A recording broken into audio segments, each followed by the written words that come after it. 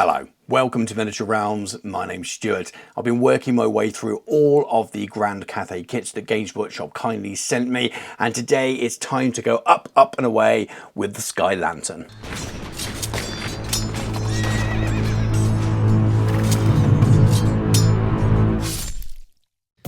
Miniature Realms is proudly sponsored by Counter-Attack Bases. They stock a wide range of counters, gaming aids and movement trays for multiple game systems and offer custom items to suit your club or even your podcast or YouTube channel. Check out the link in the video description.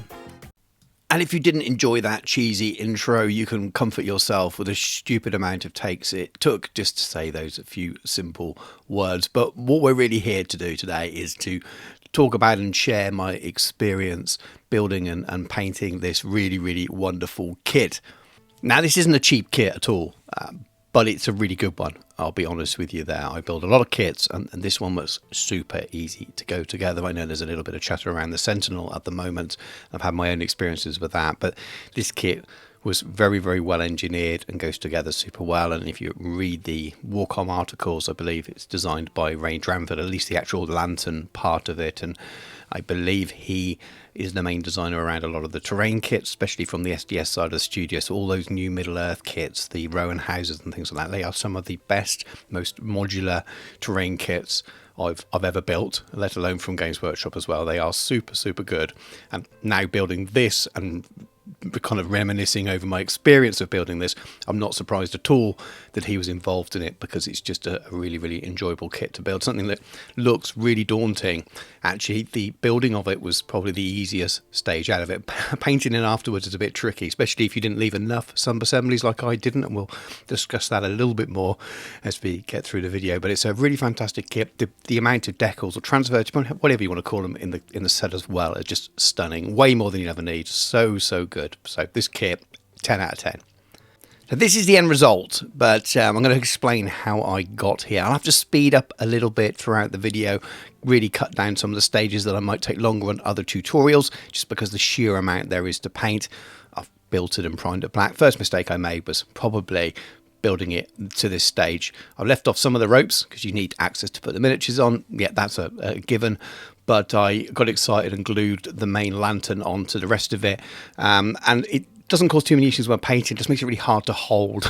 So if you take advice from me, just leave that top bit off, but pretty much build the rest of it. There's a couple of other things later on, but everything's primed black. I've magnetized the magistrate as well, so he can clip in the front there, but he can also go on foot for different builds within the army.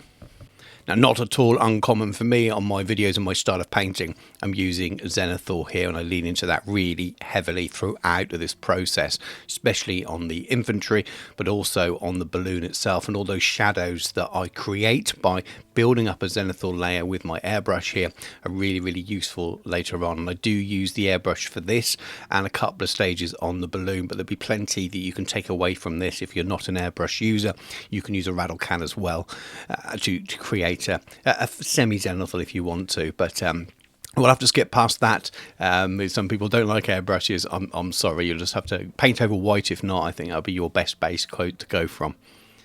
Where I find it's most useful for the balloon is really just picking out the shadow on all of these sort of wings and on the actual balloon itself. You can leave so much of that black in there, giving you those shadows. I'm also going to airbrush on some skeleton horde in a little while, and you'll see again how much easier it is to get a nice smooth finish on such a large surface with an airbrush.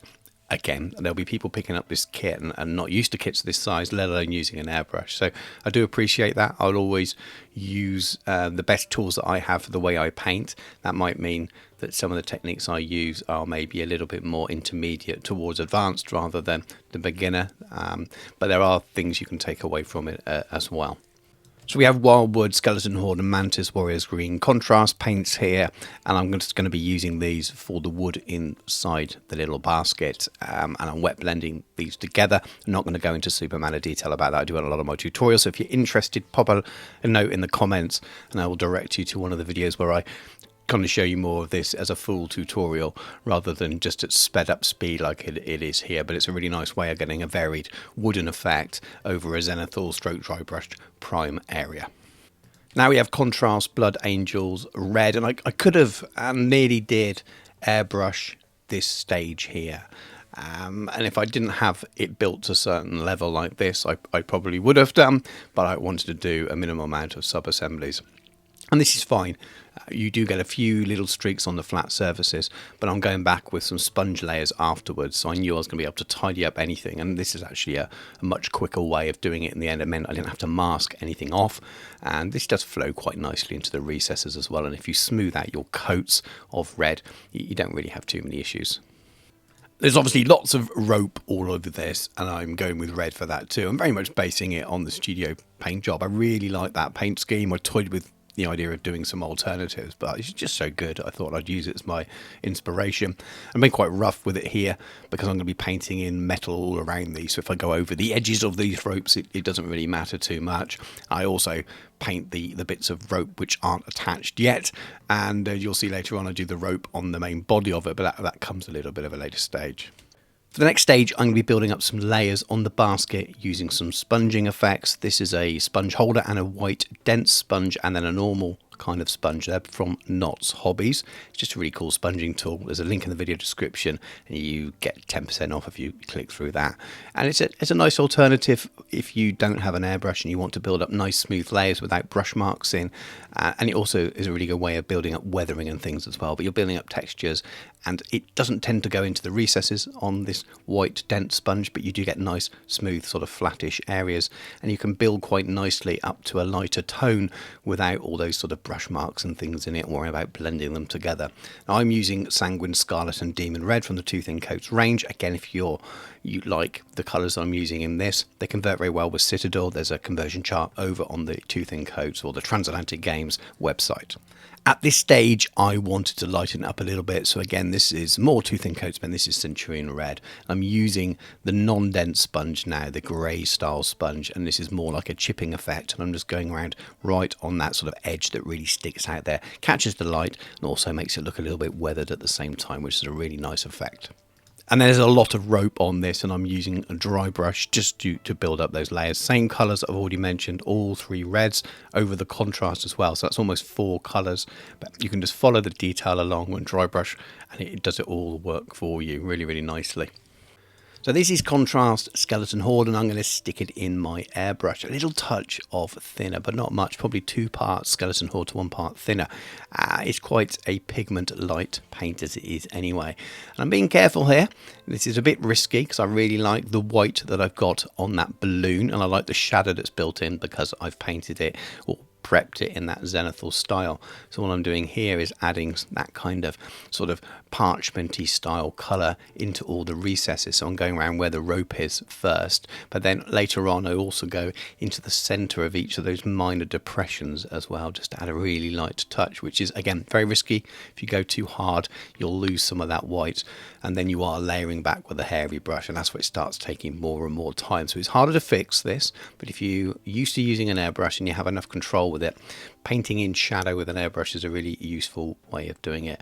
And I'm just about managing with this thing all stuck together. It does make it hard to get into shot sometimes, partly because it's so huge, partly because I was a fool and stuck the balloon part onto the basket part when I really could have left those 2 bits separately. But hopefully you can kind of see by sticking this darker colour in over that sort of zenithal that's already there, you get a really nice effect already. After that, I used a little bit of Cygor brown just to paint in the wooden slats on these little sort of side wings or whatever they happen to be called. Again, because I've zenithal in the first place, they go over really nicely and you get a little bit of a kind of highlighty effect that's built into it, especially if you thin that contrast paint just a touch. It's amazing, even with a kit like this, what little time savers you can do by using contrast paints for these kind of jobs. This is bits of tin from Two Thin Coats. Regardless of the brand, I'm just a really big fan of brown metallics, if that makes any sense to you. I really like the sort of darkish brown, maybe with a bit of black in there sometimes. I like working from a really dark base on my metallics and they're building up to light. But by using brown, I think it looks great when you put gold over the top, whether you're going with copper over the top or even iron or steel kind of colours. It just gives you really good values to it. You've got the dark recesses there, makes your metals look a little bit more realistic and gritty, and I do like to paint that way. So anyway, aside from me wanging on about brown metallics, I'm painting everything that's going to be metallic on this balloon in this base layer first. You see me here fighting with the other part that I probably should have left as a sub-assembly, is this little bomb harness here. Again, I don't like adding stuff afterwards too much and spilling super glue on paint that I've finished, but if I was smarter, that would have been a little bit easier to paint that little bit there. But I got through it okay. It's not the main issue with this. But as you can see from the other side, it's definitely a lot easier to paint these lovely little emblems when you don't have ropes in the way. This is black metal from the Two Thin Coats range, and it's a really smooth paint this. Sometimes a little bit hard to get hold of at the moment, but it's a very dull iron colour, very dark iron colour rather, but has some bluish tones to it. But what I'm doing here is it's not so much dry brush, it's a bit more of an overbrush, but because it's such a smooth metallic paint, there's very little metal flake in it that you can see that's visible. You get a really nice smooth finish by doing quite a heavy dry brush here. I'm just going over all the areas, which is most of it, that I want to be in an iron or a steel colour. It just leaves enough of that brown metallic showing through underneath to give it those extra values that I was talking about, that extra depth to the colour. And this is heavy metal from the same range, same properties really, really super smooth to dry brush on, and great names for paints as well. I'm sure Bill and Ted would be very, very happy with it. But again, just going back over now, I'm dry brushing a little bit lighter here. I don't want to cover over the previous 2 layers of paint. I'm just catching those edges where the light would reflect the most off the paint. They work so well together, and that little triad of colours, the brown metallic, the 2 types of steel, one mid, one light, and you get really, really nice effect. Sticking with the same paint range, and this is Viking Gold and then Dwarven Gold, and they're both smooth like those steel colours are, so they're really good for this really sort of heavy dry brush, almost over brushing on them. Nice smooth transitions between them. You don't get any of those sort of marks that you get when the metallic paints are a little bit over thick. And I really do like these. They are a little bit harder to get hold of, especially around the world. And in the UK, it's a bit hit or miss. I do find that I need a particular colour, and it's just not in stock anywhere at the moment. So hopefully, scale 75, that's something that they can improve on. But I will be testing out some other metallics soon. I know a lot of people follow these videos and like to pick up the paints that I use. The Two Thin Coats range is very good. Some really, really nice colours in the metallics. They're not quite as smooth as I would like. I use them a lot, but I want something that's this smooth if possible. I know I'm going to be trying the Monument Hobbies metallics soon as well, so we'll see how they work. So they do seem to be a little bit easier to get hold of all around the world. So I will report back in another video on that one. But I'm just going along here and really brightening up those gold areas with both of those paints. Now it's time to add a little bit of gloss varnish, and the reason for doing that is I want to add my decals, and they will adhere so much better to a smooth surface rather than a non-porous surface, and that's how you get the effect of them really looking like they're supposedly there and blended in onto the surface rather than a sticker stuck on the top. The next thing is navigating that big decal sheet. I did a little bit of research just to make sure that I was picking the right things, but it looks like you can pick them to be the balloon makers or maybe the crew because they've got crane guns, that kind of thing. You've also got choices for the main decals, whether they are northern provinces or whether they're imperial. So I tended to go towards the more generic, so that in the future, should my army want to be from a different area that's maybe covered in future narratives, that it works with those as well, rather than completely tying it down to a northern province or Miao Ying or something like that. I've got my decals on my wet palette with a little bit of water on top, and I've got my microsol and microset and blades and q-tips, stroke cotton buds, depending which part of the world you're in.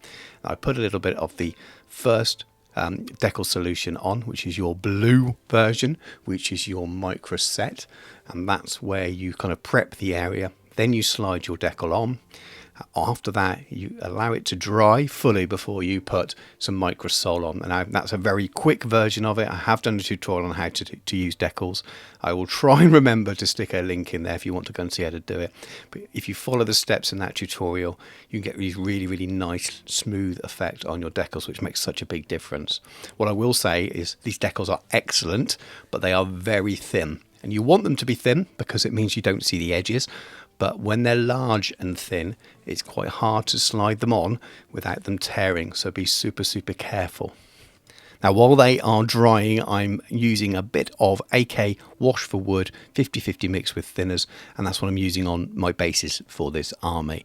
So I'm just splashing that on all over a textured base that I've already put down. If you want more details on how I do my basing, again, there's another tutorial on my principles of basing and using all these basing techniques. Again, I'll try to remember to put a link in. Might be too many links and YouTube will stop me, but I'll cover a little bit more in the army build.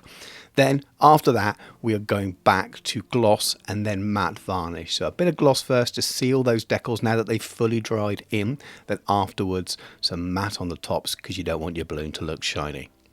Now it's back to the Blood Angels red contrast, but the next stage is quite laborious, and I'm not going to show it all, but all of the remaining ropes I had to leave to now to paint on, so I didn't rub all the paint off. It took me quite a while to go and paint all of these in and then dry brush the same way as I did before over the top, so the same methods, and do it while making sure I didn't get any of that dry brushing onto that the kind of parchment colour of the balloon itself. So it's a little bit tricky at times, but it's the only way I could see doing it. Now it's time to weather a little bit and really tie everything in, and I'm going to use a ready mixed oil wash by Soilworks, which is scale 75 brand. Again, sometimes difficult to get hold of, but you can mix your own paints. And this is grease, which is a really subtle colour. It's almost a mix between a sepia and a light brown, so a mid to light brown colour. And it's not too high in the oil paint pigment either. And I'm just running it into the recesses on all the metal areas, not too much on the flatter surfaces. So anywhere there's a joint or something like that. Once this dries, not only does it shade, but it'll also look like there's ingrained dirt and oil and grease, funnily enough, in all the gaps and things as well. It works perfectly over the gold as it does over the iron. I think it's probably been a few videos now since I gave one of my TED Talks on oil washes over standard washes. I really like them. There's nothing to be scared of. You don't have to varnish before you do them, as long as you make sure your paints are fully cured first. And they go over metallics really well, and metallic paints are quite robust. The benefits definitely are they run into the recesses better, don't stick on the surfaces, and you don't get the problems with the staining of the surfaces. And you can also wipe them away afterwards, which is all real benefits for them, leaving them just in the recesses, be that with a cotton bud stroke Q-tip or a bit of foam or sponge or something like that as well. So you can go back afterwards, and if it's an area you don't like, you can buff it away. You can also use a little bit of artist white spirit and wash it away. You can see here I'm actually using it on the balloon in the recesses around the corners as well to add a little bit of staining to that parchment balloon. I've used a little bit of the grease, but right now I'm actually using some of the grime colour from Knott's Hobbies as well, the company I mentioned earlier on. It's got a greenish tone to it, very, very light in pigment. I'm just sort of dappling it in the corners and then blending it out, running it down. And just you saw me using a cotton bud here just to sort of blend it out a little bit. It just makes it look grimy and stained. And now we've still got the crew to do, and that's what makes this video such a beast. And I'm trying really hard to try and keep it down to around the 30-minute mark, or the dream would be under. But I'm doing some more dry brushing here using all of the kit, also from Knott's Hobbies, apart from the brushes. These are from Amazon, but the new modern style dry brushing kit, slightly moistening your bristles and all the rest. I'm dry brushing white here to go over the zenithal I've already primed them with to really pick out that detail. I think that's really important for the next stages I'm doing. It will definitely help with those base coats using contrast style paints as your glazes. And you can see here the comparison between the model I've painted without it and the one I've done the dry brushing for. I'm starting off here with contrast skeleton horde. And what I'm going to try and do is save a lot of time here. And you could copy this stage like this and not have to highlight it. Now, I do highlight it, but hopefully it shows you that you can do an awful lot with a zenithal base and a really smooth, considered coat with a contrast paint. I'm painting this on here so there's just enough to run into those recesses, but really trying not to leave anything on those flat surfaces. So you've got this subtle change, a little bit of shadow in there. You got your zenithal to really boost it, and you get this really sort of nice colour, in my opinion, sort of a parchment-y style cream colour on the clothing that looks pretty good as it is. And then when you go and highlight, I find you can just enhance those colours. It doesn't feel like you've got to layer up quite as heavy as you do with some other paints. But we are going to highlight, we've got Skeleton Legion, Vampire Fang, and some Trooper White, which I'm going to use just in a couple of places, mainly on the Magistrate here, just to push the highlights a little bit further. You can see that here, he's got some little scrolls on the front here. And I'm not going to show you every part of this now like I would a standard tutorial, but essentially I've got all of those paints on my wet palette, and I'm building up between the layers on them. So layering, but nicely thin with water, so we're not going on too heavy. You can perhaps see it best with this guy here, a really faint, thin highlight of that base colour, the Skeleton Legion, and then just building up to the other white over that Zenithal and that Skeleton Horde that I really carefully placed. And you get this really nice, gentle highlight, and you're not doing all that much work on it. Back to the Blood Angels red here, and I'm using this for a base for quite a lot of their uniform. I'm using the studio paint scheme, as I've already mentioned. You've got the House of Smoke and Flame, and they're using the blues and the reds as their colours. You can see it with the Cannon Crew as well, and I've used that on my own Cannon Crew, which you'll see in the army tutorial. But I quite like the scheme, so I'm sticking to it. I've just probably added a little bit more of those beige colours in to speed up the painting a little bit, but it's not quite so dominant with these bright colours. Then, as we've already used on the ropes, the Sanguine Scarlet and the Demon Red become the highlight colours for those reds. And I'm focusing very much where the contrast paint is a little bit lighter, hence going over the Zenithal. And you can see where the contrast is doing its contrast thing, this slap choppy thing over the Zenithal as well. So you're just really enhancing the lighter areas to start with the Sanguine Scarlet, and then with the Demon Red you just push that highlight a little bit further up. Again, all these paints are on my wet palette, so I can kind of return to them and add them a little bit as I go. This is Talassar Blue, and I really love this colour. It's such a vibrant blue, but in the recesses it can look really quite dark as well if you just get the right amount of paint on. Again, you want enough just to flow into those recesses without it running everywhere else, but just to run away from those top surfaces, and you get this really nice effect just as it is. It means that you can be very light on your future highlights should you wish to do them. They look pretty cool as it is. I'm using these colours already on my artillery crew. You may have seen it on my social media, but again, you'll hear more about how I painted the battalion box in that up and coming video. But I just love the way this blue works over a Zenithal paint job or Zenithal preparation on a miniature. Just so striking and really nice against the red here and against that nice sort of bone colour cream white that I've chosen. This is Relic Blue and Seafarer Blue from the Two Thin Coats range. It's actually a mid-tone and a highlight from a little triad. I don't need the Elder Robe, which is the lowest tone, because it matches very closely to that, the darkest parts of that Talassar Blue.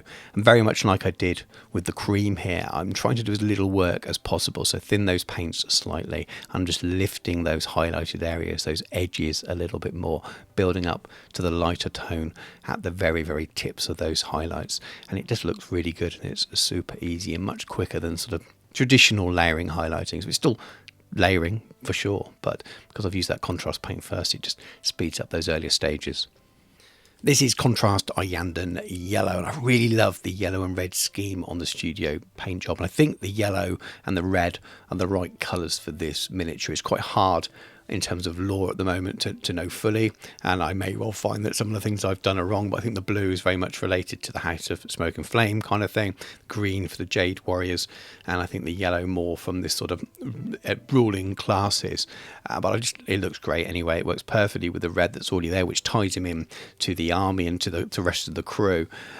I toyed with using Nazdrag Yellow, which is a slightly darker and duller yellow, but I knew, again, with that Zenithal Prime, if I got it right and got the shadows left in there, that this thinner, more vibrant yellow would go very well. Being a little bit careful, especially down the bottom where it pools there, to make sure I don't get too many tide marks, but I am going to go back and highlight afterwards. But you can see, again, the miniature and the shadows that are built there with that priming method really doing a lot of the work for you.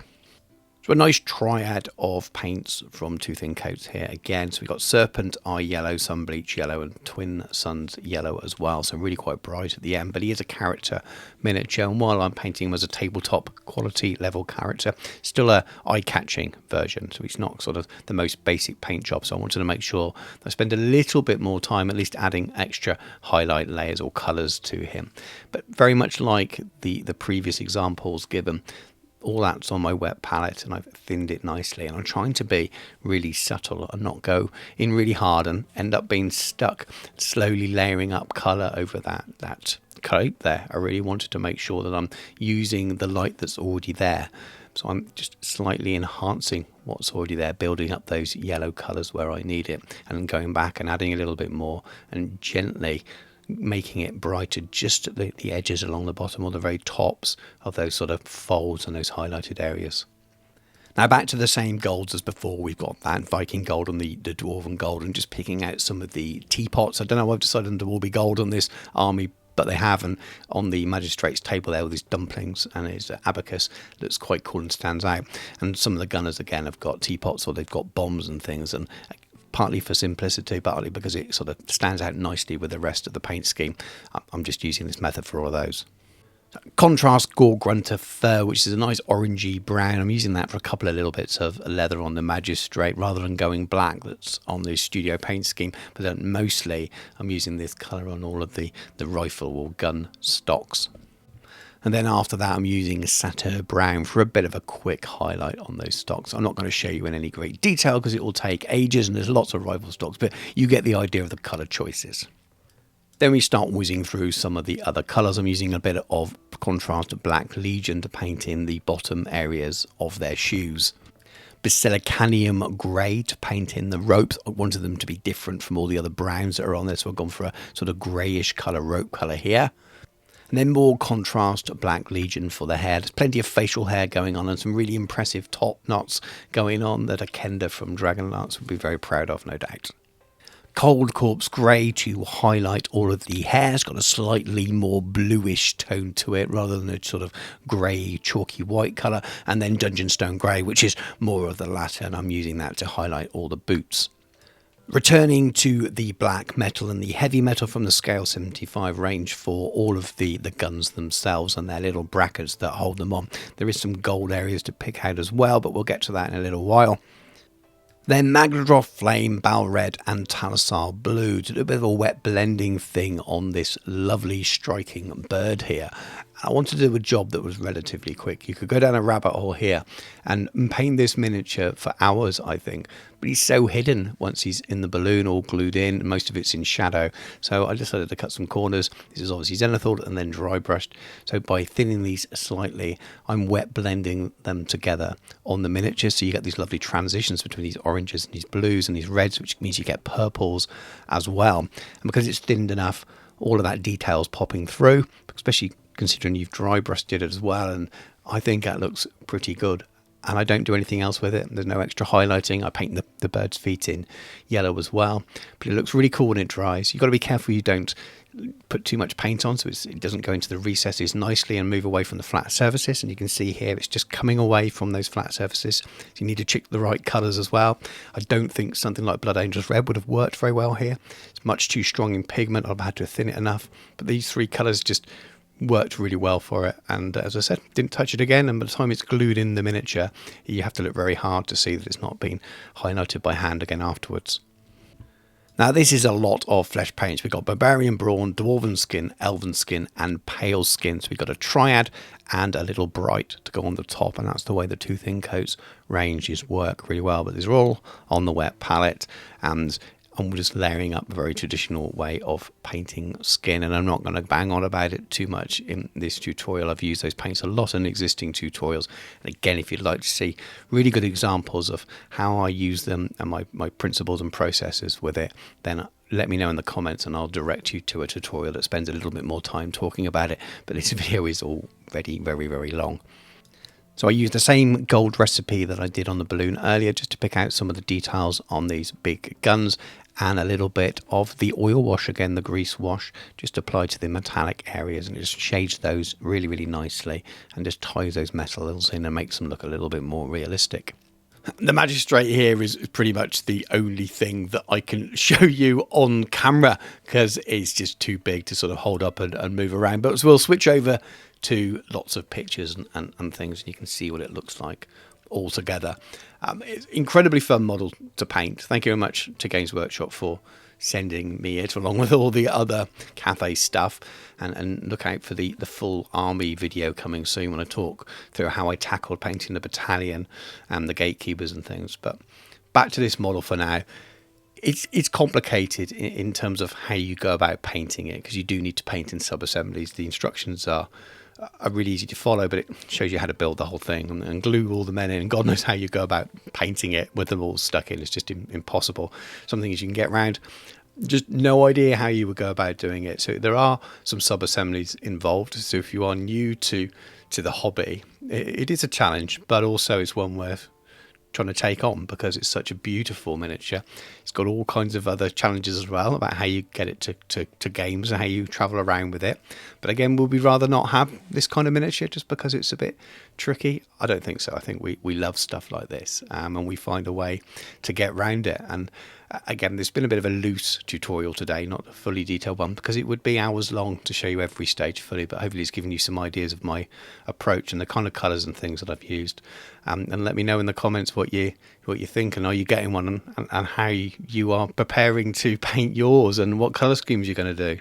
If you've made it this far, thank you very, very much for watching the video. It's probably a little bit longer than some of the tutorials that I like to put out there, but it's very complex to hold and to build and to paint and just to film because of the sheer size of it. And it was a bit of a challenge at times in those regards, but I had so much fun doing it. So if you have enjoyed the video, please do give it a like. Please do drop a comment below and subscribe to the channel if you haven't already done so. There's more Cathay on the way, including that big army video which shows it all together and talk you through the process of painting the battalion as well. So do look out for that one very, very soon. Please do check out my Patreon as well. It really is the best way to support me to be able to continue to make videos like this. I'm very lucky to receive these miniatures for free to review from Games Workshop, but the time it takes to make one of these videos, all the painting time, all the editing time and all the rest of it, I really enjoyed doing it. There's no violins there at all, but there is a big time impact and therefore a cost impact as well. So if any of you are able to support me via the Patreon, and it starts from £1 or $1 plus taxes depending on your region and all those things, and then goes up to high levels depending on what you want to support me with, and whether you want painting tuition and advice and things thrown in as well. So lots of different things to suit different people, but please do check it out. I greatly appreciate it. There's lots of monthly giveaways and things if you are a patron member, so lots of fun benefits as well. Do check out the show sponsor, Counterattack Bases, and all the other affiliate links that are in that video description as well, and then join the Discord for the channel. It's a really nice, fun, relaxed place to be. Anyway, thank you very much for watching. Take care, and I'll catch you soon.